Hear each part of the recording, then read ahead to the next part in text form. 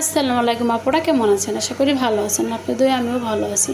আজকে আমি বানাবো একটা শুটকি ভর্তা। শুটকি ভর্তার জন্য এই জায়গায় নিয়েছি বটবড়ি, কাঁচামরিচ, রসুন আর নিয়েছি শুটকি মাছ। শুটকি মাছটা আমি পেঁয়াজ দিয়ে তেলে ভেজে নিয়েছি। আর বটবড়িগুলো এগুলো আমি সিদ্ধ করে নিয়েছি। তো সিদ্ধ করে নিয়েছি, এগুলো সবগুলো মিশ্রণ আমি পাটায় বেটে নেব। আর এই ভর্তাটা, এই শুটকি মাছের এই ভর্তাটা খেতে যে এত মজা হয় আপু, যা বলার ভাই। একবার হলেও বাসায় এইভাবে বানিয়ে খেয়ে দেখেন, অনেক অনেক অনেক মজা হয়। তো এই ভর্তাটা আমি সুন্দরভাবে পাটায় বেটে ভর্তাটা বানাবো।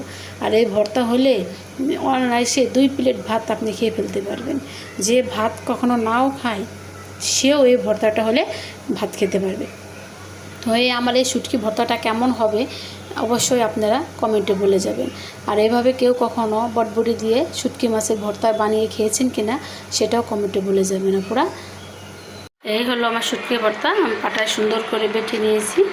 তো দেখেন এই যে ভর্তাটা কেমন হয়েছে, অবশ্যই খেতে মজা হবে। দেখে তো মনে হচ্ছে খেতে মজা হবে।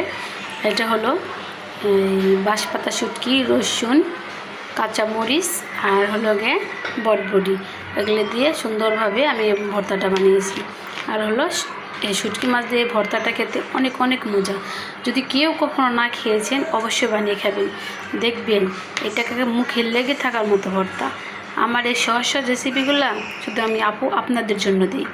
তাই আমার রেসিপিগুলো অবশ্যই দেখবেন, অবশ্যই কমেন্টে বলে যাবেন যে আমার রেসিপিটা কেমন হয়। আল্লাহ হাফেজ।